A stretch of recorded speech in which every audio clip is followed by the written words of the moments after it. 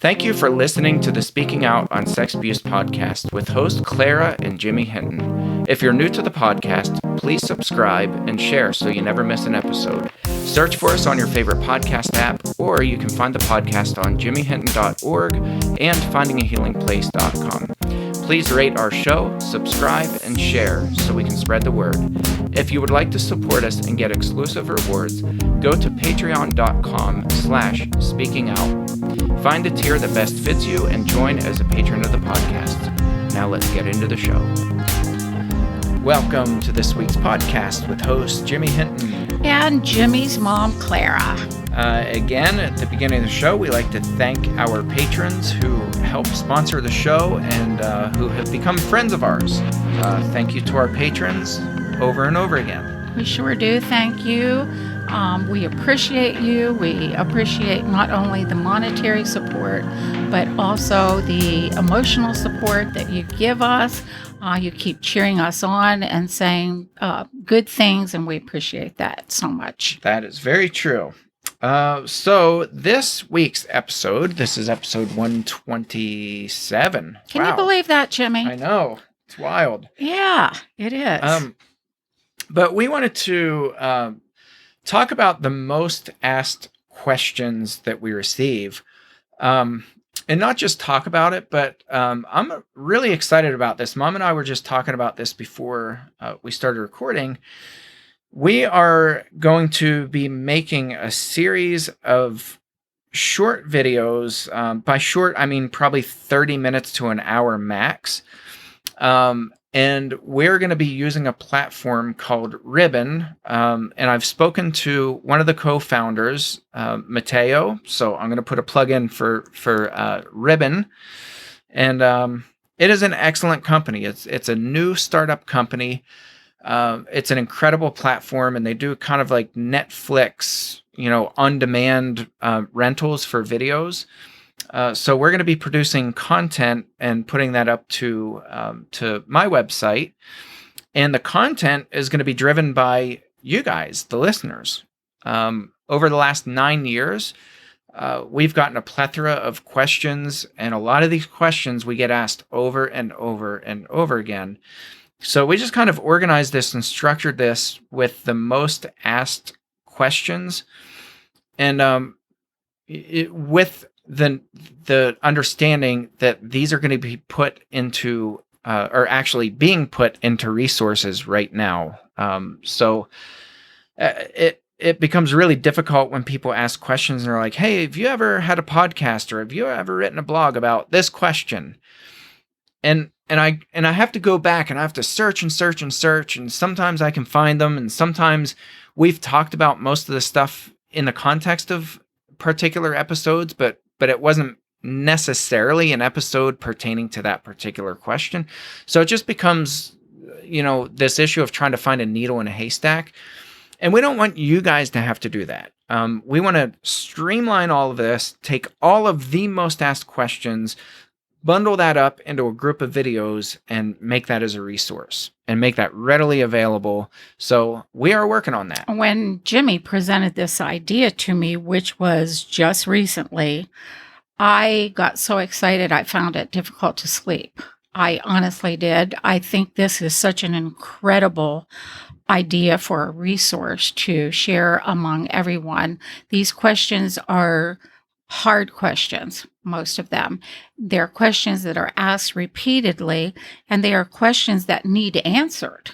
And like Jimmy said, often we've touched on these, but not necessarily devoted an entire podcast to these, and certainly not in the format that these short videos will be. So we are doubly excited. We truly are about this. Yes. And the cool thing about on demand is if you don't want to do like a monthly subscription where you keep getting additional videos that we add each month, you can just rent one particular video, and then, we can set how long that unlocks it for. Typically it's like 30 days. So for a whole month, you have access to that particular video. And, if you don't want to listen to all the other questions that don't pertain to you, great. Just find the video that does pertain to you, that is your question. Right. And you just rent that that I just love particular that. video. Love that So it's idea. very affordable, very accessible, and we love the platform. So the website, if any of you are interested in doing this, and in the face of a pandemic, a lot of businesses are having to get really creative with how they reach their customers because they can't reach them in person anymore. So a lot of yoga people are going this route, and just the sky's the limit with who can do it. But the website is Ribbon, with Ribbon, WITHRIBBON, with ribbon.com. Again, we are not, full disclaimer, I am not receiving any money from them. They are not sponsoring this podcast. I believe in Ribbon and their website and what they do, what they stand for. So this is my own personal plug for Ribbon, with ribbon.com. Okay, most asked questions. We are not answering these questions. We are simply just laying them out there so that you guys are aware of what's on the radar of our listeners. Jimmy, when you said the most asked questions over the past 9 years, it kind of floors me that this has been ongoing with us for 9 years now. It's a long time. Yeah, it is. And a lot of these questions are still burning within our hearts yet. That's how this is difficult. It's painful. Yeah. It's ongoing. We've learned a lot since we first began on this journey together. So, of course, our initial podcast, the information we have now is going to be somewhat different in that we've learned so much more through experience. So, thank you for, this idea, which came from Jimmy, obviously, because he gets the bulk of the questions asked to him repeatedly. I get mostly ones that pertain to marriages and abuse within families and whatnot, but Jimmy gets the overall questions. So and I do keep track of them. Yes, so you even do. if even if I don't have time, because I just can't respond Right. to every email. It's impossible. There's not enough time in the world.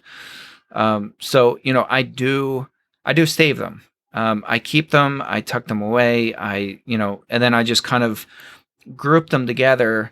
They're not real strongly organized yet, but that'll happen more as we develop the videos and come up with a pretty intense outline.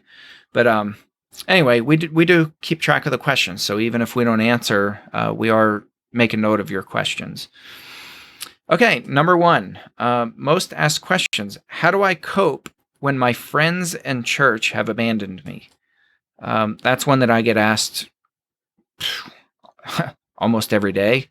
Probably hundreds of times I've been asked that question. How do I cope when my friends and my church have abandoned me? The alienation, the loneliness, people who scatter and go the opposite direction when you're in trouble, that is a common theme. So, Mom? Okay, the next one, how do I find support as a spouse of an abuse victim? And that's a question that I get asked a lot. And when Jimmy gets asked that, he usually turns that over to me. And that's a critical one because, as we know, as spouses of the abuse victim, we need support. We need additional support. So that's a critical one that we'll be talking about. And also, when our church is going to address domestic violence. This is a big one. This isn't what our platform is about solely, but we do intertwine this domestic violence in with sexual abuse because domestic violence is certainly abuse, and it is heightened right now due to COVID, especially. The numbers have climbed increasingly, so we will be touching on domestic violence also.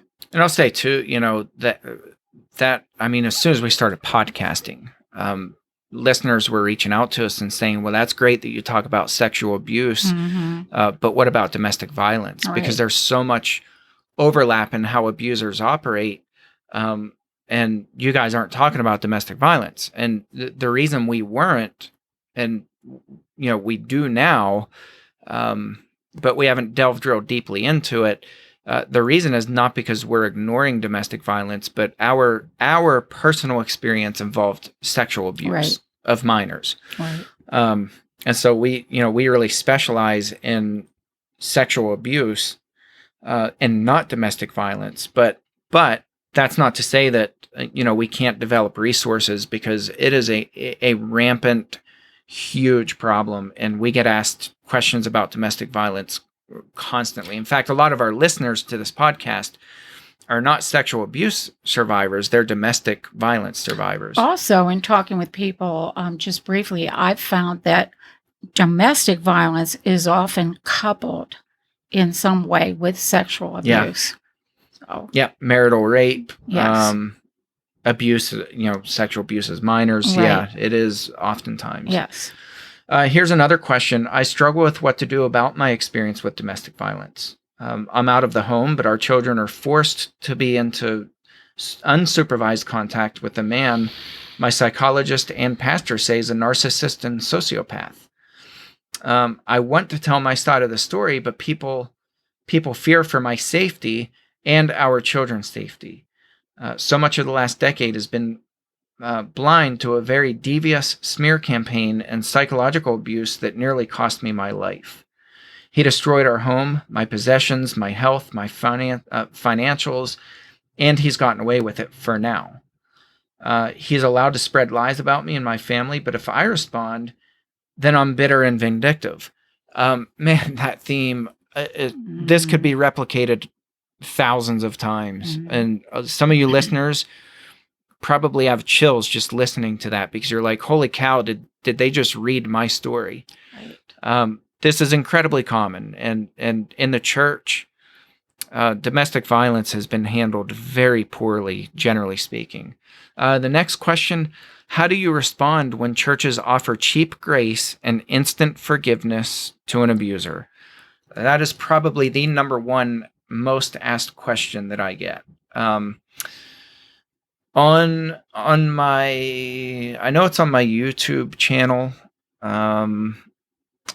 I think I have this on my website as well, and on the podcast. I turned it into a podcast. I did a 5-sermon series on forgiveness.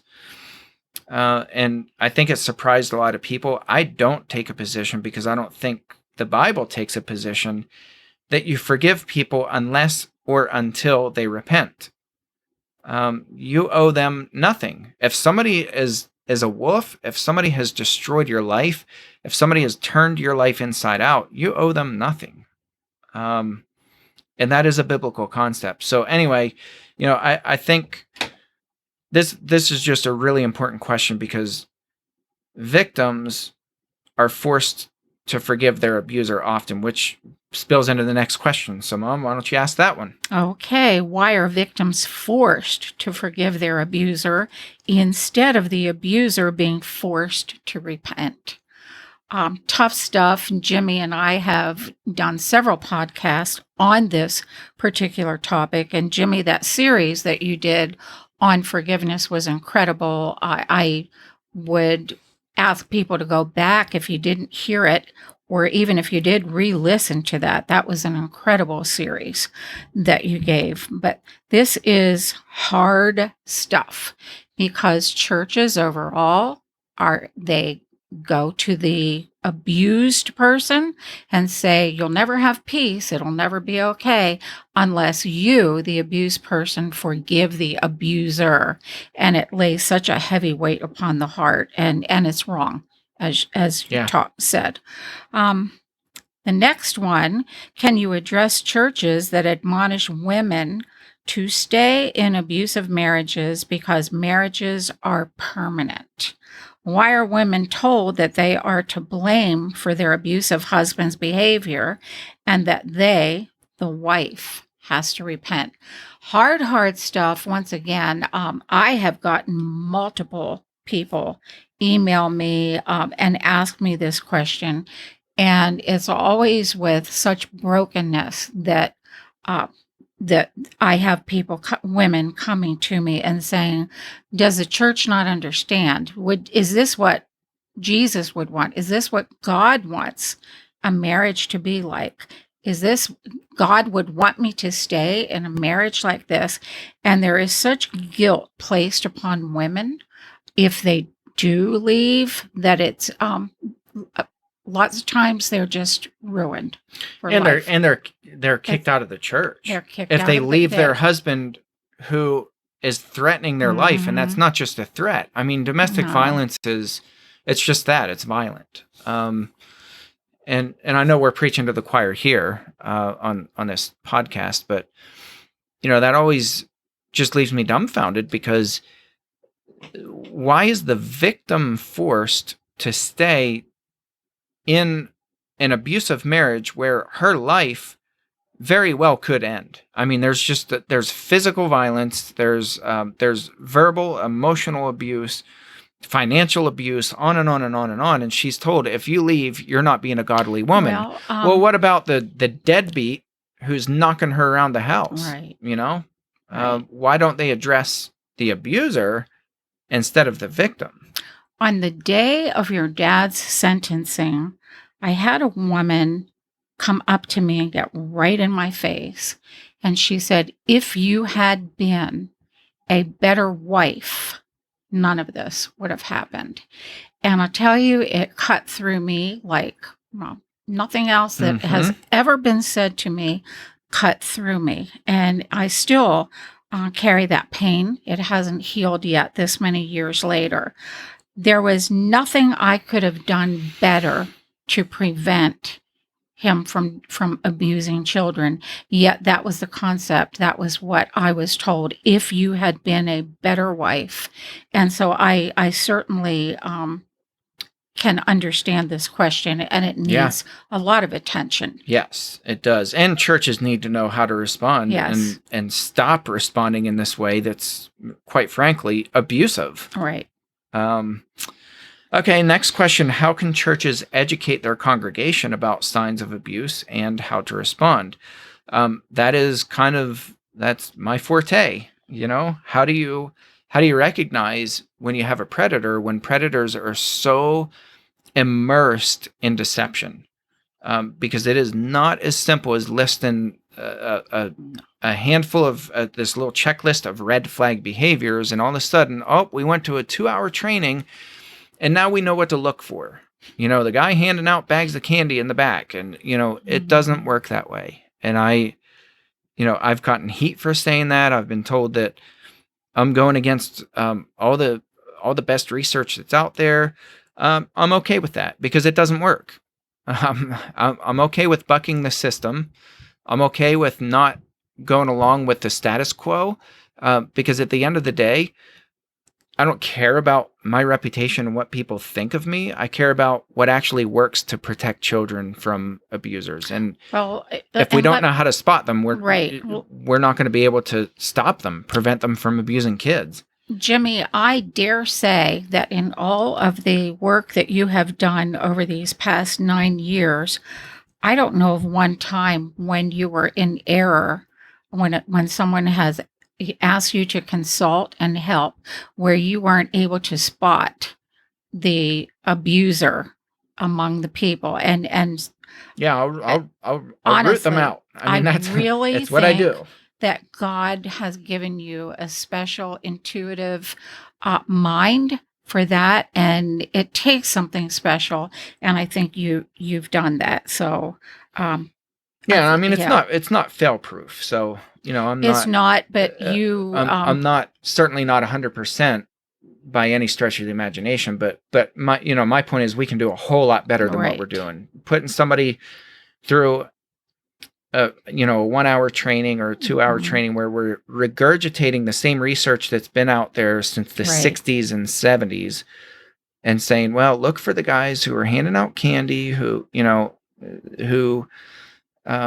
they just are attracted to kids and they don't have any adult friends. They're the and scary man hiding behind the bushes staring at children. It's all this kind of conventional wisdom based on a lot of incomplete research. And, I think we can and should take this a whole lot further and build on the research that's already out there. Absolutely. So that's my little soapbox. The next question, why are there different generational cohort differences in the way abuse is viewed? Many young people are appalled at the way older people excuse away abuse and are leaving the church because of it. It's there is a major struggle that I have when trying to convince older people that abuse is abuse. Mhm. Generally speaking, not always, but generally speaking, people who are the generation older than myself are kind of that old school mentality where, well, this happened 20 years ago, and what was she wearing, and what did she do to bring it on, and Yeah. that kind of Mhm. mentality does not compute with young people. Young Mhm. people really get it, and that's an encouraging thing, by the way, Mhm. because I think it's incredible that our younger people have this tremendous amount of wisdom and common sense, and they're like, hold up a second. Um, this isn't okay. This kind of behavior where people Mhm. are groping and grabbing and having crude, saying crude jokes in front of their congregations, and this kind of behavior is abuse. It's not okay. The younger generation really gets that, and I'm super encouraged Mhm. by that. But there is this disconnect because most of the leadership, unfortunately, in our churches are comprised of these older people who just don't see it as abuse. It's just it was a 15-year-old girl, and what 25-year-old man wouldn't want to, Right. get with a Yeah. 25 or a Mhm. 15-year-old girl. That's their mentality, Mhm. and they don't see it as abuse, and it is abuse. You cannot consent when you're a child, and it's not a relationship. It's not all the smoothing over and sanitized language that they want to use. It's not that. So that's a very powerful question. Next up. Okay. How do we respond when sex abuse doesn't fit the standard understanding of dangerous or abusive? And I think that's linked in with what Jimmy has said, um, linked very closely to that. Often people see abuse as not being dangerous or not being abusive. And a lot of that has to do with historically, uh, when we grew up, let's put it that way. Back in my time, kids were, slapped across the face and told to sit back, keep quiet, and do not speak unless spoken to. Today, we're telling our children, speak up, tell us when Mhm. something happens. Children were to be seen and not heard, and on and wives were to stay in the home strictly and to be servants actually to their husbands. I mean, that was an accepted, um, I hate to say it, but form of abuse. Biblically speaking, the Bible says, we are to uphold women and treat them in a special way. But historically, women were second class citizens. So there's a lot of teaching and unteaching that needs to go on in order to correctly be able to understand dangerous or abusive behavior. Absolutely. The next one: how do you instruct friends and church leaders who say that they take a strong stance against abuse, but when a real life example is sitting across the table from them, they fail to recognize it? Abuse gets called something else. Well, it was just marriage problems. Well, it was, our preacher was having a relationship with a 12-year-old. The language gets sanitized when there's a living, breathing person Mhm. in front of them from the pulpit, or just in day-to-day conversation. If anybody ever abused somebody here, I'd be the first to step up and take care of it. I'd nip it in the bud and I'd take care of that person. But the question is, and it came from a friend of mine. She said, I've personally witnessed this time and time again, where when somebody's face to face with somebody, all of a sudden the person who was going to take this strong stance against abuse and stand up to the abuser, all of a sudden, well, it was just a misunderstanding. Total glossing over. He made a mistake. He fell into sin. We're all sinners after all, and on and on and on it goes. So the question is, how do we mesh the two of those, and what do we do with people who are in that category? And I think there's a lot of people who are that way. They say that they would stand up to an abuser, but in practice, and survivors of abuse know this, very few people stand up to an abuser. I am actually involved with a family right now who is dealing with a situation that's horrendous, and they are glossing over everything, saying, well, the man only did this and it was horrible what he did. He had too much to drink. And I've heard that hundreds of times. Excuse it. When push came to shove, when they were supposed to file charges, didn't happen because he just, it was just a rough night. He was upset. Yeah, the alcohol made him become a pedophile. The alcohol made him. Yeah, so that's another thing that we deal with commonly. Okay, let's see. What is the long-term effect of sexual abuse on a teen who thinks they were in a friendship, love relationship with the abuser? This happens so much also, where you get an older person, and it happens with preachers a lot. Somebody gets infatuated with a preacher, a doctor, a teacher, anybody in a position of authority and, a position of leadership, pays a little attention to someone who's a teenager perhaps, and the teenager falls in love, or so they think. And the adult abuses horribly. The long-term effects are critically important to understand. This wasn't just a little infatuation. It wasn't just a little something that happened. It's abuse, out and out abuse by the adult. And we will address that one. And next, how do I overcome abuse as an adult? We have so many adults who are struggling right now, who were abused and are dealing with all kinds of repercussions of the abuse. And they want to know, how do I overcome this? How do I let go? Or is it even possible to let go? And by the way, a lot of these people are being told, unless you forgive, you have all this bitterness stored up in your heart, and you're a bad little Christian or a bad little person, and you've not really healed, and you'll never heal. And that's just those are lies. That's just not true. The guilt that is laid on people is unbelievable. So this will be a definite one that we want to address. Another question, I want to go talk to the current preacher about abuse that happened at his church 50 years ago. How do I go about doing that? To me, this is about as indicative as you can get of how long these burdens linger in the lives of survivors. They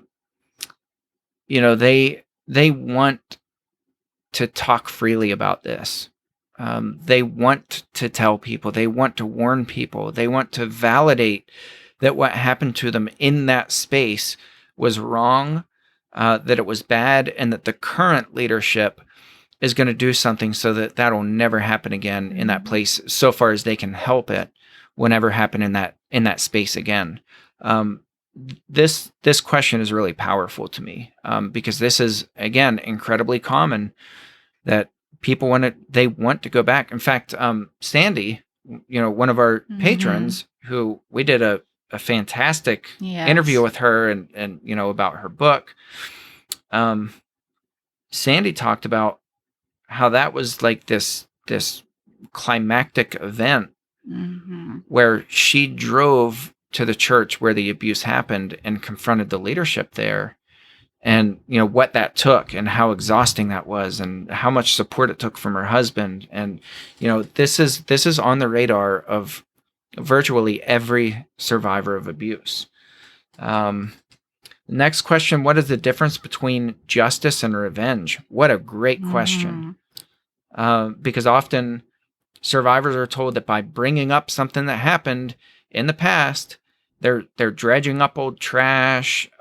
They're bringing up past wounds, that it's unnecessary, that they're vengeful, that they're spiteful, that they're bitter, They're that they haven't uprooting forgiven. families They're uprooting that's a families, big uprooting one. churches. Yeah. Yes. They're causing unnecessary turmoil within the church, et cetera, et cetera. So, what is the difference between justice and revenge?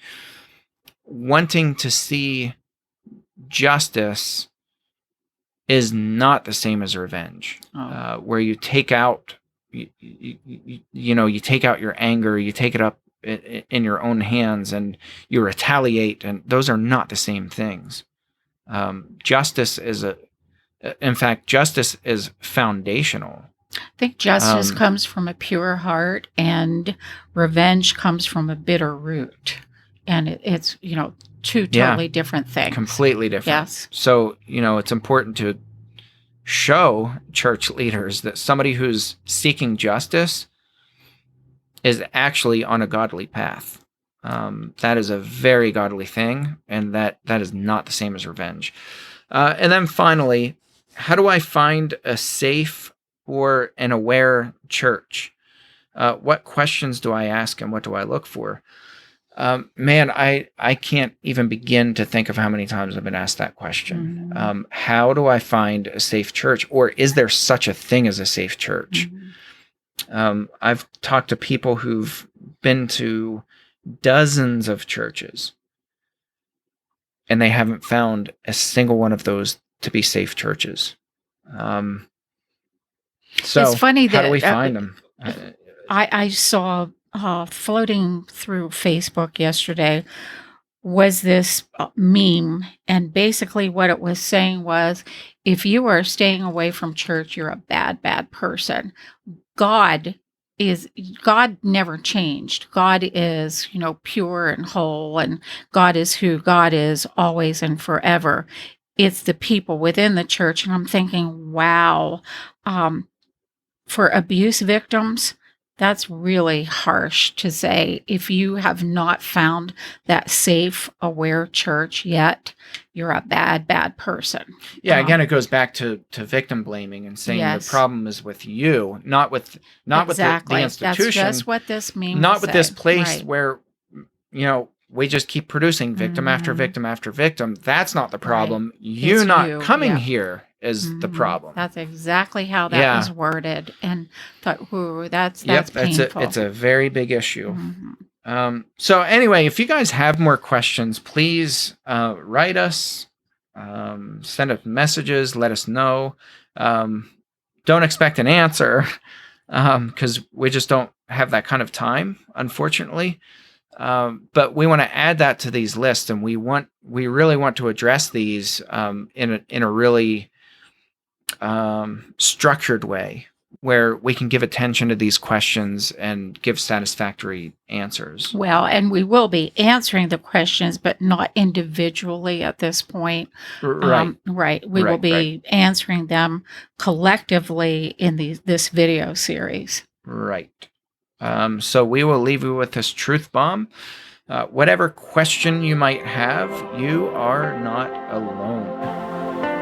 Please send us your questions, and we want to combine them into resources for you that are helpful, that can help make progress, and we really are going to offer that to you. So thank you for tuning in to this episode, and we'll catch you next round. Thanks again for listening to today's episode. Thank you to our patrons who make the podcast possible. If you found it helpful, please follow on Spreaker and search for the Speaking Out on Sex Abuse podcast in your favorite podcast app. Be sure to hit subscribe and rate the show. If you believe in what we do, consider supporting the podcast by becoming a patron. and check out the cool rewards our patrons receive. Share with your friends and tell the world. Join us in speaking out on sex abuse so we can change the tides and prevent abuse.